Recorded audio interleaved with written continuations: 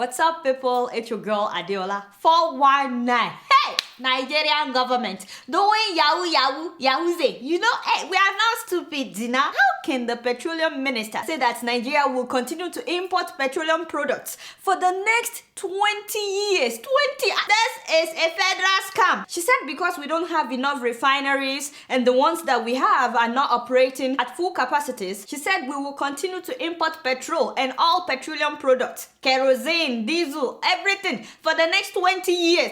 2 decades. 2 decades to come.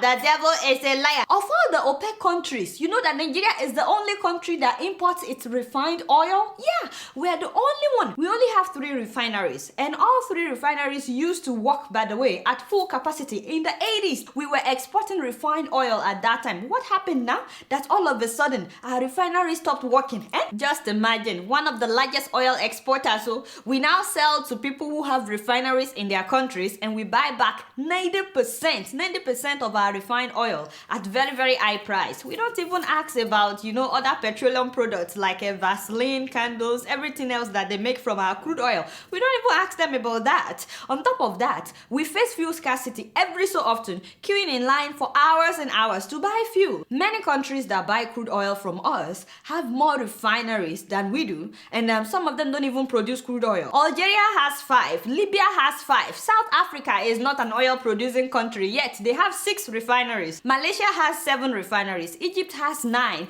Iran has 9. Iraq has 11. Saudi Arabia has 11 refineries. The US that buys crude oil from us, they have 142 refineries. And 139 of them are in full operation. You know that Nigeria's population is half of that of the US. Yet we have 3 refineries and they are not working at full capacity. Texas alone has about 30 refineries. That is just one state, my people. One state with 26 million people. We are 170 million and we have 3 refineries.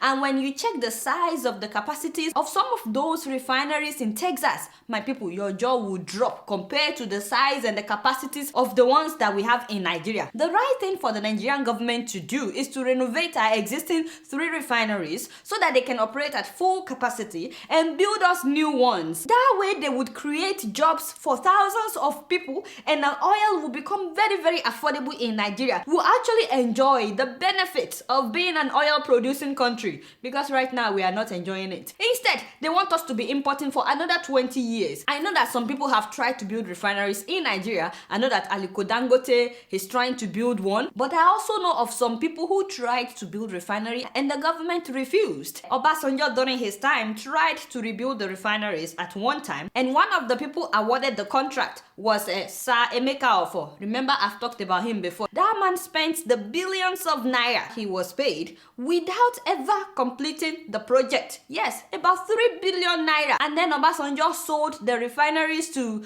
Dangote, Adeola, Adenuga at very, very cheap price. Can you imagine that? And Yar'Adua took it back and said, no, this belongs to the country. But since then, every year, they will say that they are spending billions of naira renovating our refineries. Still, till today, they are not operating at full capacity. Where is the money going now?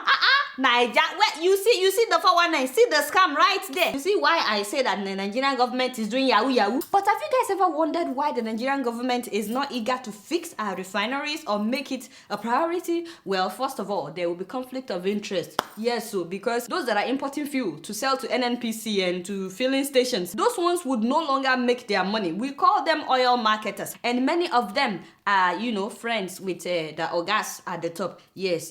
For example, Mr. Femi Otedola is one of the largest importers of oil in Nigeria. He is very good friends with the presidency. Even last year, Otedola came with Mr. President to New York. I saw him with my koro eyes. So why would the government want to fix the refineries when it would mean bad business for, someone like Otedola? You get what I'm saying? It doesn't matter if the rest of you have to pay so much money for fuel. In fact, the more you pay, the richer the man gets. And it's not just him now. There's a long list of all these oil marketers. Mr. Wale Tinubu, Alhaji Idris Dantata, Peter Mba, Mike Adenuga, Patrick Uba. I mean, the list goes on and on. It's a booming business. In 2006, there were only 5 importers. By 2007, they had multiplied to 10. By 2008, we had 19 importers. And by 2011, the number had escalated to 140 oil marketers in Nigeria. They are making big money, big money. Oh, by the way, just so you know, many of these rich people are also sponsoring Mr. President's re-election. Yes, he needs their money. I'm not implying anything, God forbid. Another thing is, what happened to the subsidy scam, by the way? I mean, for years, the Nigerian government claimed to be subsidizing the price of fuel. That means that the government was paying the rich marketers a lot of money so that we would be able to buy fuel at lower price. Now, the scam was finding out that the government was paying for about 59 million liters per day. 59 million. Meanwhile, Nigerians only consume 35 million liters per day. That means that we couldn't account for 24 million liters of oil per day. So $6.8 billion disappeared between the oil marketers and NNPC in 3 years of subsidy. So many people believe that the marketers were selling the excess oil to other countries. Me, I don't know. Which was why they took the implicated marketers to court. Remember, that was when Mr. Adeola was able to bribe his way out with $600,000, you know, given to Mr. Farouk Lawan. Yes, but till today, nobody knows the outcome of the subsidy scam. No one was successfully prosecuted, and we, the common people, continue to buy fuel at a high price. And because NNPC is not accountable to anyone, despite owing the government about 704 billion naira for various violations of the subsidy scheme, well, Nigeria essentially has no savings, which is why last week, Madam Ngozi Okonjo-Iweala, the finance minister, said that the money in the treasury could only last us for the next 3 months. After 3 months, there is nothing else unless we borrow another $5 billion. But you know, we won't talk about that today. Yes, borrow. So we won't fix the refineries because the subsidy scam would have to be readdressed. Oh, by the way, you know, they said they removed subsidy in order to develop infrastructure. I mean, they didn't develop infrastructure. Well, they painted the airports, yeah. And by the way, they actually did not remove that oil subsidy. In reality, they actually increased the subsidy. The government has continued to budget subsidy in their annual budget. This year, 2014, they budgeted 900 and something billion naira for subsidy. But of course, they always exceed their budget for subsidy. Like this year, they've already spent about 2 trillion naira. Already, they've released their subsidy budget for next year. Another reason that the government has refused to fix our refineries is that apart from using fuel to keep our cars running, Nigerians spend about 796 billion naira every year on fuel to power generators. Yeah, so that is more than $4 billion just to fuel our generators. Can you imagine? As you know, about 60 million Nigerians now have power generators. 60 million. And I know that many people have 2 or 3 generators so that they can rotate them round the clock. I'm saying that the number of generators we have in Nigeria today is more than the population of Canada and Ghana put together. Yeah, so now if the refineries are fixed, the marketers won't be making that much money that they are making from fueling our generators, because petrol would be much cheaper. You get what I'm saying? By the way, all these things are connected with why they've refused to fix our electricity. Generator marketers are also friends with the ogas at the top. If they fix our electricity, those people that are marketing generators would go out of business. So it's not that they can't fix our electricity. It's all about protecting the interest of your friends. You get what I'm saying? Thank you. So instead of telling us to keep importing oil for the next 20 years, why not invest in alternatives to fuel? We live right on the equator with plenty of sun. We shouldn't focus only on oil. The rest of the world is diving into solar power, hydrogen, natural gas, just to name a few. Just so you guys know, Nigeria possesses the largest natural gas reserve in all of Africa. And we have the 8th largest natural gas reserve in the whole world. Yeah, but we flare our gas, you know, but that is a topic for another day. They would rather protect the interest of their friends. This is why I say that the Nigerian government is doing yahoo. They are scamming us. But that is if we let them. It's time that we, the people, invest in solar power. If the government has refused to, already some young people are creating cars that don't use fuel. Most people just laugh at them. I don't think we should laugh at them. I think we need to start taking them seriously. If only some wealthy people would invest in these young people and create alternatives, we won't have to suck up to the ogas at the top for the next 20 years. 20 years! But you know, if we don't do anything well, we will all endure the high price and fuel scarcity for another 2 decades. We could know how to adjust in Nigeria. This is not the first time, But you guys know that I don't know anything. Wait to be my own. I'm just keeping it real. Moving on to Burkina Faso. Yes, please give it up for my Burkinabe people. Yes, for taking down a dictator that was in power for 27 years. And he left the country worse than it was when he took over. You know that Blaise Compaore tried to change the constitution in order to extend his rule? Hey, the people said no, enough is enough. About 1 million of them showed up for protest, including women, old and young. Honestly, I give kudos to the women. I tell you, never ever, never underestimate women with wooden spoons. You know, do well, Jare, my people. You see, this is how you do it. I've been telling people this is how you do it. Those are the kind of spoons that they use for karate. You get what I'm saying? Those are the kinds of spoons that kick out dictators. We need spoons like that in Nigeria. For days, everybody protested. They said enough is enough. They refused to compromise. The labor union also did not sell out, unlike labor unions in some countries. By the way, whatever happened to the labor union in Nigeria? I've not heard about them in a long time. They didn't even protest the missing Chibok girls. Now, wow, don't chop and claim out. There is God.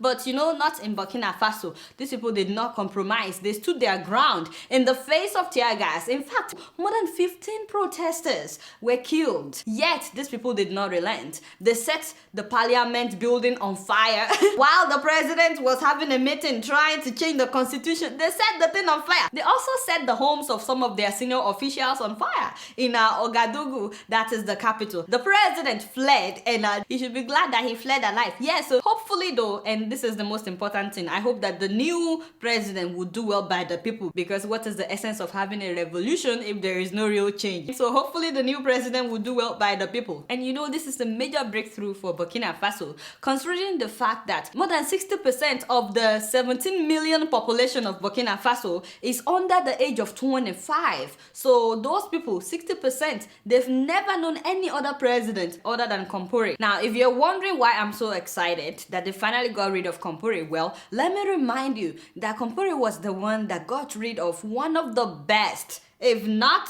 the very best president that Africa has ever had, Thomas Sankara. May he so rest in peace. Sankara took over power at the age of 33 after a bloodless military coup. The first thing that Sankara did was to reduce the salaries of all the ministers and all public officials, including his own salary. He took away their luxurious cars, Mercedes-Benz at the time, and he made them drive regular cars. He himself was driving, what do you call this thing? Okay, that thing, that was what he was driving. Anyway, no more first class. All officials had to fly economy. Not a single special preference was left for these officials. He put an end to colonial taxes and embedded in his people to stand against colonial mentality. He took care of food, he took care of housing, he took care of healthcare for his people. At that time, several African countries were dealing with disease epidemics, but not in Burkina Faso, because he provided vaccines for polio, measles, and meningitis. In 1 week alone, 2.5 million people were vaccinated. His government was the first African government to publicly recognize the AIDS epidemic as a major threat to Africa. He was also one of the first head of states in the whole world to promote women's rights. Yes, the very first African leader to appoint women to major cabinet positions. Take a look. Ce qui veut dire que nous devons donner à chaque femme un emploi. Nous devons donner à chaque femme le moyen de gagner honnêtement et dignement sa vie. He creates a real shock by being one of the first heads of state in the world to promote women's rights. You guys can watch that documentary on YouTube. It's a wonderful documentary about the life of Thomas Sankara. Yes, he stood against forced marriages, underage marriages, or even expelling women from school if they got pregnant. He was like, if you have to expel the girl, what about the boy that got her pregnant? I was like, God bless you, my brother. She didn't do it by herself now. Thank you, Jare. In fact, when it was Women's Day, Sankara announced that women all over the country should not go to the market that day to buy anything, that their men should do all the shopping, and that they should let all the women rest that day because it's Women's Day. And you know, the men also enjoyed it. For the first time, many of them got to know the price of pepper, the price of okra. They actually appreciated their wives more after that experience, and the story was reported all over the world. Also, men were no longer allowed to beat their wives. He also instituted mass sporting activities. Everybody had to become active and participate in sports in order to keep fit and healthy. That was Sankara Sankara playing basketball, people were riding bicycles, and he had a campaign then that healthy body and healthy mind would reduce diseases. He also took environmental issues very seriously and insisted that they plant 1 million trees in order to encourage reforestation. God knows that we need that right now in so many places in northern Nigeria. He also constructed vast roads and railways and connected all the major cities together. At that time, they didn't have much money in Burkina Faso, but instead of relying on foreign aid, he told everybody to take part, and people were so glad to take part in building the railways and the roads. He actually discouraged his people from relying and depending solely on foreign aid. He also insisted that Burkinabe produce their own goods, and everybody, including officials, had to patronize Burkinabe products. Yeah, so clothes, food, everything, all made in Burkina Faso. They were producing their own food, wheat, and he facilitated good irrigation and fertilization programs. Nourrir. Nous pouvons dépasser même notre production, malheureusement. Par manque d'organisation, nous sommes encore obligés de tendre la main pour demander des aides alimentaires. Installe dans nos esprits ces réflexes de mendiants, d'assister. Produire plus parce que il est normal que celui qui vous donne à manger vous dicte également. People started seeing made in Burkina Faso products just within 4 years that he was president. And in less than 4 years that he was in power, Burkina Faso, that used to be very poor, this same Burkina Faso became food self-sufficient. I'm telling you, it was a major revolution at that time. Corrupt officials were tried in court, and the funny thing was, no lawyer was allowed to represent them. So you had to prove yourself guilty or not guilty in front of everybody, and it was televised. So a lot of people were disgraced by this approach because they were not allowed to pay lawyers to represent or defend them. So many people criticized this approach though as a violation of human rights. Now, at the OAU summit that time, Sankara even challenged other African leaders to stop relying on the West or the East. Listen to him. Nous avons suffisamment de bras et nous avons un marché immense, très vaste, du nord au sud, de l'est à l'ouest. Nous avons suffisamment de capacité intellectuelle pour créer, ou tout au moins prendre la technologie et la science partout où nous pourrons les trouver. Produire en Afrique, transformer en Afrique et consommer en Afrique. Produisons ce dont nous avons besoin et consommons ce que nous produisons au lieu d'importer. Le Burkina Faso est venu vous exposer ici la cotonnade produite au Burkina Faso, tissée au Burkina Faso, cousue au Burkina Faso pour habiller les Burkinabés. Ma délégation et moi-même, nous sommes habillés par nos tisserands, nos paysans. Il n'y a pas un seul fil qui vienne de l'Europe ou de l'Amérique. And he was only like 33, 34. Just imagine that. By the way, Burkina Faso was named the Republic of Upper Volta at that time by the French, the colonial masters. Sankara was the one that renamed it as a Burkina Faso, which means the land of upright men. He also commissioned several housing projects for the less privileged, and he was out among his people, always, relating with people. He was not untouchable. You know how nowadays our leaders in Africa, they have this long convoy following them, and everybody has to get out of the way. No, Sankara was never like that. He related with anybody and everybody. This man took Burkina Faso out of misery in less than 4 years. Less than 4 years. Of course, the French, did not like that they were losing grip of their former colony because he stopped borrowing money and he stopped relying on their foreign aid. And they wanted to make sure that other African countries don't follow his footsteps. You get what I'm saying? In fact, all those that were benefiting from Africa's underdevelopment at that time, they were not happy to see Burkina Faso rising, becoming self-dependent. So guess what they did? They sponsored his very best friend from childhood to overthrow him. I'm talking about Blaise Compaore, the same man that has ruled Burkina Faso for the last 27 years. So on October 15th, 1987, Sankara was killed by Compaore's armed men. How ironic that Blaise himself was overthrown in the month of October. Just imagine what a coincidence. Compaore's men killed Sankara, and 12 other officials with a shower of bullets that dismembered Sankara's body completely. So they hurried and buried him in an unmarked grave, you know, like a goat. There was no ceremony for Sankara's burial. They treated him like an animal. His wife and 2 children had to flee the country, and Compaore immediately reversed nearly all of Sankara's policies. He was never repentant, by the way. He actually pretended that he was not the one behind the whole thing. The only thing he said was that, well, Sankara had jeopardized foreign relations with former colonial masters in France. I was like, what? That's the reason for you to kill the guy? Compaore rejoined the International Monetary Fund and the World Bank, and he went right back to being a puppet in the hands of France. And once again, what would have led to true self-dependency and freedom in Africa was quenched by this man. You know, the question is, would we learn a lesson from Burkina Faso? I mean, all the African countries where corruption is being celebrated today, can we learn from the Burkinabes? All the countries that have dictators in power, when will you guys have your own revolution? But you know, as much as I admire Thomas Sankara, the man whose legacy will never die, you know, it actually reminds me of the fact that in Africa, we kill those we should celebrate, and we celebrate those we should get rid of. The sad thing is, we never really appreciate those that are advocating for change until they are gone. To be honest, not many Nigerians celebrated Fela Anikulapo Kuti when he was alive. No, not many people celebrated him at that time. When would we learn to recognize great minds, you know, before they die or before they are killed? People like Patrice Lumumba, Kwame Nkrumah, Ediado Modlane, Amilcar Cabral, Steve Biko, Samora Machel, and of course, John Garang. You know, it's very sad because many of our children don't even know who these people are.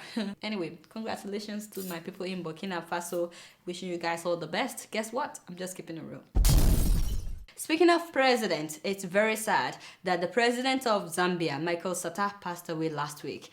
Please accept my deepest condolences, the people of Zambia. May his soul rest in peace. His vice president, Guy Scott, is now the interim president. Yes, he's a white guy, and we'll talk about that. But before we talk about that, while I sympathize with the family of Sata, I keep asking myself when African presidents will see it as a necessity to build good hospitals of international standard in their own countries, where they themselves and their family members can be treated. Because to be honest, I don't know why an African president should die in a London hospital if they have good hospital of international standard in Zambia and he decides to go abroad for treatment. That is a different story. These African presidents don't build good hospitals for their people, so they themselves don't have a place to go in their own country. They all fly to the US or Europe or the United Arab Emirates for treatment. It's pathetic. You could die on the way to London. I wish this president would ask themselves, if I should collapse today, which hospital can they take me to in my country? But they don't think like that. As I was saying, the vice president is now the interim president and is the first white president sworn in by Africans. What I don't like though is that the Zambian constitution says that the man cannot be an elected president because he's not fully Zambian. I'm like, what is fully Zambian? The man was born and raised in Zambia, but because his parents were not, he cannot be elected president. Like, really? If they did that in America, Barack Obama would not be president today. His father was Kenyan, Haba. But because Obama was born in America, he is fully American, and now he's the president of America. How would we like it if they say that, oh, you can't be American president because you are not fully American, your father is Nigerian? I just imagine that. We won't like it now. And you know, the guy is actually known for some really good policies, but would we ever know? And I had so many people saying having a white president is taking us back to colonization. I can understand where you're coming from and I fully acknowledge your stand. But this man is Zambian. He was born and raised in Zambia. He's been part of the Zambian politics for several years. It's not like some colonial master coming to rule over the people. It's because he was doing so well that they made him vice president in the first place. So to me, that is discrimination because he's white. My only issue though with the man is him wearing skirt and blouse. I mean, I know it's a Scottish tradition, yet it's a little extreme extreme for the African mind. You get what I'm saying? My brother, this is not how you do it. Next time, make sure you put on some heels. You don't wear skirt and blouse like this and then wear this kind of shoes. This is a fashion crime. You need to put on some heels, not more than 3 inches. Don't come out like this next time. It's just being a Scottish man. Well, congratulations. And guess what? I'm just keeping it real. Before I leave today, I like to read some of your emails, and the first one is from Kehinde Ligali, and this person says, "Hi Adeola, I have a request that I will appreciate if you can help out with. I'm a part of the African Student Association at Indiana University, and on November 8th, we will be having our annual benefit dinner. This is a fundraising event where we would raise funds for non-profit organizations in Africa. This year we are fundraising for the Suku Foundation. It is an elementary school located in Ghana. This organization is essentially trying to provide students in a village in Cape Coast, Ghana, with access to a solid quality education that they might otherwise not be able to have. The foundation has several projects that is currently working on, such as building fences around the school, as well as starting an activity to help support the community's villagers. Can you kindly make this announcement that if anyone is interested in making donations or wants to find out more about the organization, that they should please visit our website or our Facebook page. Thank you so much." Well, thank you so much for sending the email. For anybody that lives in Indiana, I'm hoping that you guys will show some love and some support. They're doing a wonderful job. I checked out their website and their Facebook page. I think you should. And you don't even have to live in Indiana. You can make your own donations online. Please visit their website. These are Africans doing good things, and I think we should encourage them and let them know that we're in full support. And our last email is from Hajara Ahmed, and she says, "Hi Adeola, please find attached the picture of my daughter. She just turned 9 years old and she loves watching your show, Keeping It Real." Oh, really? Thank you. Her name is Naima Sese, and she was born on October 28th. She loves watching your show. Thank you so much, Naima. Happy birthday. Everybody, this is Naima. She just turned 9 and she watches Keeping It Real. How do you understand some of the things I talk about? It's amazing when parents tell me that their children are watching the show, and I'm like, okay, it's politics. How do they understand it? But it makes me so glad that they can follow what I'm talking about. Thank you so much, Naima. Happy birthday to you one more time. All right, guys, that's all the time that I have for emails today. Please keep sending your emails to adeola.keepingitreal@gmail.com. All right, y'all, it's been real, and I'm keeping it real right up in here. Until next week, I'ma see y'all later. Peace out.